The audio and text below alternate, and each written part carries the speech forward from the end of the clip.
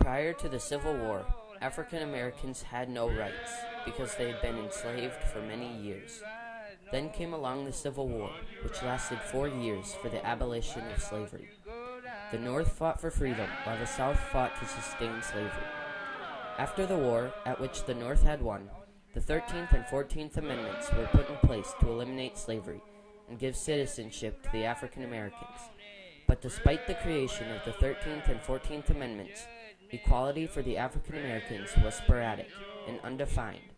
In fact, the landmark Supreme Court case of Plessy v. Ferguson was a setback in freed blacks' rights that sanctioned segregation. This provoked African Americans to unite and begin a 60-year civil rights journey that influenced future court cases and provided opportunities of equality within the African American community. During the Reconstruction period of the United States, many changes happened to the newly freed slaves. President Lincoln was put in charge of the Reconstruction to try to reestablish peace. He had tried to enforce acts to weaken the Confederacy, though he couldn't because the plans were rejected by Congress, and President Lincoln was assassinated before his ended term. After the assassination, Lincoln's Vice President Andrew Johnson was put in charge of the presidency and ultimately the Reconstruction. Johnson made the Confederate States abolish slavery, deny secession, and pay the Confederate debt. The Southern government answered harshly with black codes. One black code stated that if you were unemployed or homeless, you would be arrested and forced to pay a fine. If you were unable to pay the fine, you would be forced to do physical labor. As a newly freed slave, jobs and money were not easily accessible, thus met their objectives to take away the very rights that had been granted to the African Americans. Many abolitionists had high hopes that the newly freed slaves would enjoy rights. Thus, in 1865, the 13th Amendment was passed in the House to abolish slavery. It states, "Neither slavery nor involuntary servitude, except as a punishment for crime, whereof the party shall have been duly convicted, shall exist within the United States, or any place subject to the jurisdiction." Still, another huge hurdle to equal rights had to be overturned. The Dred Scott decision, which stated African Americans were not citizens. This would happen in 1866, when the 14th Amendment was passed in the House. The 14th Amendment granted citizenship to all people born or naturalized in the U.S. Newly freed slaves now had rights, including access to the U.S. legal system that Dred Scott had been denied. Along with the black codes, Jim Crow laws were put in place to take away African American social rights. An example of these laws were that they had to have separate facilities such as drinking fountains and bathrooms. Education and most public buildings were also separated by these laws. Even though many laws were enforced to keep down the African Americans, some activists emerged as leaders in the fight for equality. One activist was Booker T. Washington. In 1881, he founded the Tuskegee Institute. He believed that if African Americans got education, it would bring them out of the segregation hole. The plan was not enough, so Washington needed another idea. In 1895, he was invited to speak at the Cotton Exposition in the South. He proceeded to criticize all the people who were belittling the African Americans. He said, "In all things that are purely social, we can be separate as the fingers, yet one as the hand, in all things essential to mutual progress." The crowd became very attentive and took notice of his speakings. Like Booker T. Washington, the Citizens Committee worked to help African Americans get socio-economic rights. They also helped fund many civil rights court cases. The Citizens Committee set out to test the constitutionality of the Separate Car Act, which required separate but equal accommodations for the African Americans in train cars. It became apparent that the road to equal rights would have many stops. 30-year-old Homer Adolph Plessy was exactly the Citizens Committee had envisioned to get intentionally arrested. Ironically, Plessy was 7/8 white and 1/8 black. In 1892, Plessy proceeded to seat himself down in the whites-only passenger section of the train car. The conductor quickly approached Plessy and asked him to proceed to the black section of the car. Plessy refused the conductor and consequently violated the Louisiana Separate Car Act of 1890. Plessy was arrested, and the Citizens Committee hired Albine Wieninger Turgey from New York as the lawyer to defend Plessy on his legal challenge. Trial first went to the Louisiana State Court, in which Plessy was found guilty.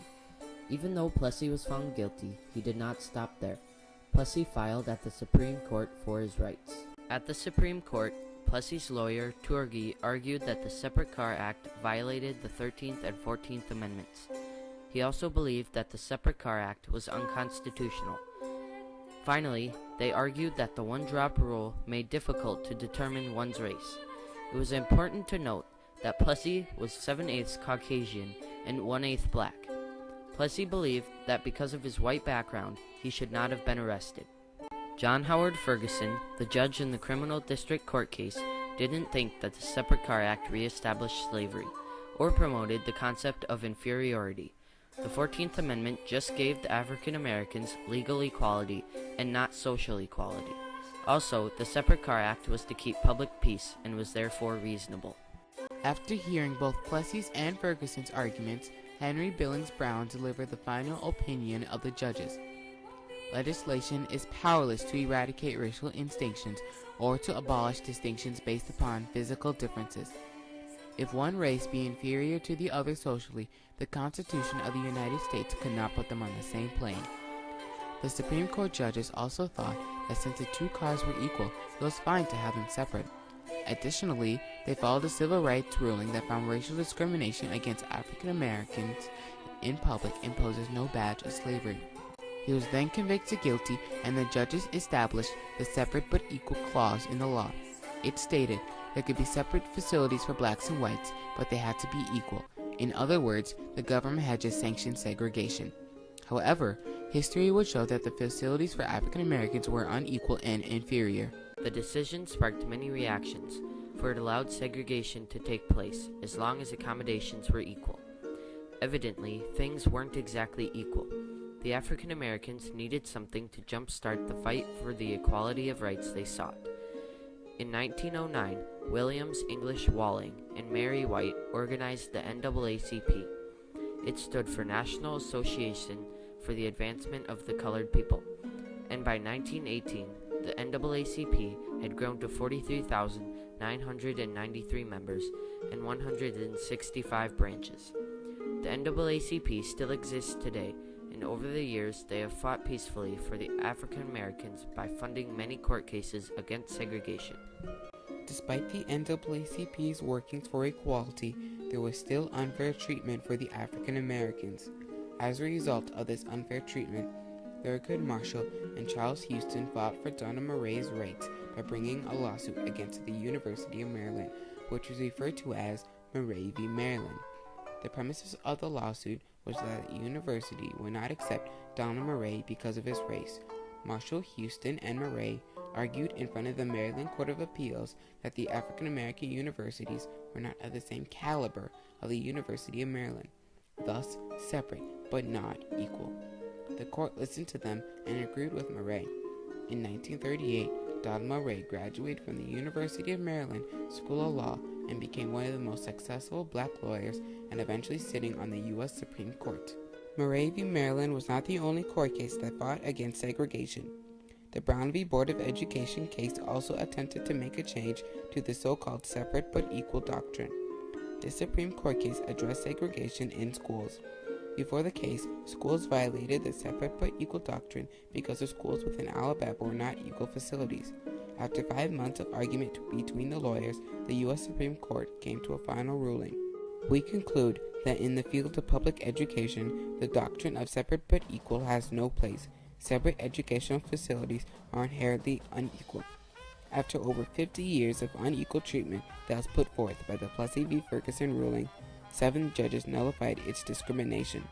The Plessy v. Ferguson case of 1896 changed history in many ways. It allowed segregation to take place, which then inspired African Americans to fight against these unfair treatments and start the civil rights movement, which eventually ended segregation for good.